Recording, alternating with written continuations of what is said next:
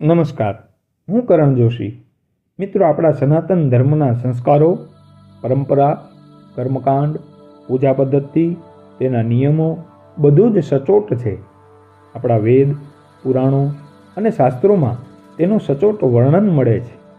આપણે ધર્મનું કોઈ પણ કાર્ય કરીએ તો તેની પાછળ કોઈ ને કોઈ હેતુ હોય છે, અને આપણી પૂજા પદ્ધતિ પણ વિજ્ઞાનની નજરે ખરી ઉતરે છે. પણ સામાન્યતઃ લોકોમાં પૂજા પદ્ધતિ વિશે ઘણી દુવિધાઓ પણ રહેલી છે. તેના મનમાં ઘણા પ્રશ્નો થાય છે. આ પ્રશ્નોના સમાધાન માટે તે ઘણા બીજા લોકોને પૂછે છે, અને બધાનો જવાબ અલગ અલગ હોય છે, જેનાથી એની દુવિધામાં વધારો થાય છે. ચાલો જાણીએ એમાંના 5 એવા પ્રશ્નો અને તેનું સમાધાન. હા, ઘરમાં શિવલિંગ રાખી શકાય છે, પણ તેના કેટલાક નિયમો છે જેને પાળવા જરૂરી છે. જેમ કે શિવલિંગ ક્યારેય એકલું ન રાખવું, માતા પાર્વતી અને ગણેશજીની પ્રતિમા એમ સંપૂર્ણ શિવ પરિવારની મૂર્તિ રાખવી જોઈએ. નર્મદા નદીમાંથી નીકળેલા શિવલિંગને જ રાખવું જોઈએ. દરરોજ ભગવાનની પૂજા કરવી જોઈએ અને એના ઉપર અભિષેક પણ કરવો જોઈએ. શિવલિંગની ઊંચાઈ અંગૂઠાથી વધારે ન હોવી જોઈએ. સાપ અને પવિત્ર હાથે જ શિવલિંગનો સ્પર્શ કરવો જોઈએ. ગર્ભવતી મહિલાને પૂજામાં બેસી શકાય છે. પૂજાપાઠની મનાઈ ગર્ભાવસ્થા સ્ત્રીને નથી.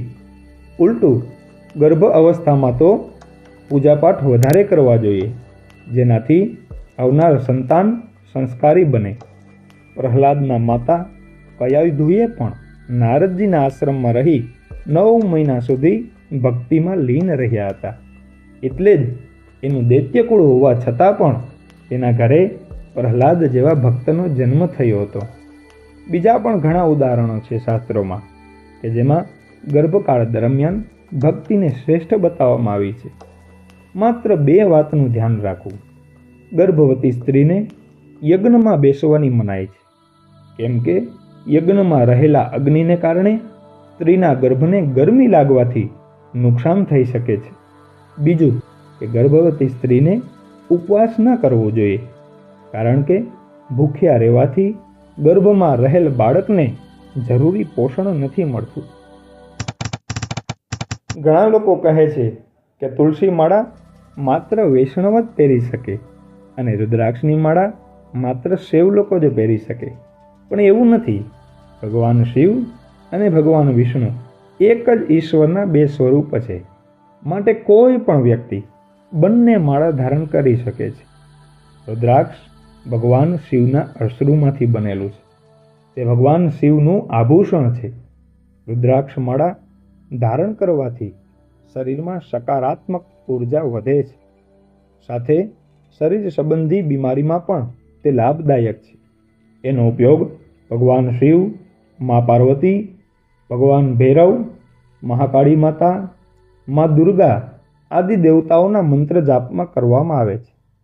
જ્યારે તુલસીની માળા ભગવાન વિષ્ણુનું પ્રતીક છે. તેને ધારણ કરવાથી વ્યક્તિની બુદ્ધિમત્તામાં વધારો થાય છે. સાથે જ એના સ્પર્શથી શરદી, ચર્મરોગ, રક્તદોષ જેવા રોગો પણ દૂર રહે છે. તેનો ઉપયોગ ભગવાન શ્રી કૃષ્ણ, ભગવાન શ્રી રામ, માતા લક્ષ્મીજી વગેરે ભગવાનના મંત્ર જાપમાં કરવામાં આવે છે. હા, પતિ પત્ની ધાર્મિક કાર્યોમાં સાથે નથી રહેતા તો તે કાર્યનું ફળ પ્રાપ્ત નથી થતું.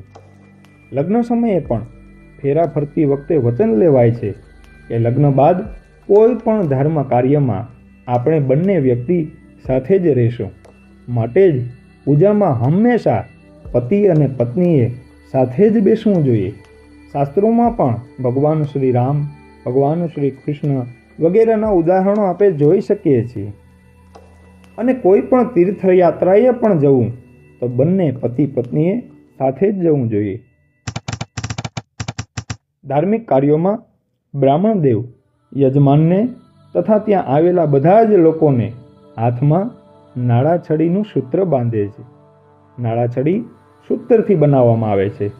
તેના મુખ્યત્વે તો 3 રંગ હોય છે: લાલ, પીળો અને લીલો રંગ. આ 3 સૂત્ર બ્રહ્માજી, વિષ્ણુજી અને શિવજીનું પ્રતીક છે. શાસ્ત્રો અનુસાર તેને બાંધવાથી ત્રિદેવની કૃપા વરસે છે. કોઈ પણ પુરુષ અને અવિવાહિત યુવતીઓને તેના જમણા હાથમાં રક્ષાસૂત્ર બાંધવું જોઈએ, જ્યારે વિવાહ થયેલી સ્ત્રીઓને હંમેશા ડાબા હાથમાં જ રક્ષાસૂત્ર બાંધવું જોઈએ.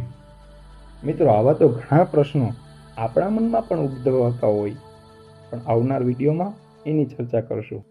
આ વિડીયો આપને ગમ્યો હોય તો વિડીયોને લાઈક કરો, આ વિડીયોને બને તેટલો શેર કરો, જેનાથી આવા પ્રશ્નોનું સમાધાન સચોટ પૈયે થાય. આ ચેનલને સબસ્ક્રાઈબ કરો.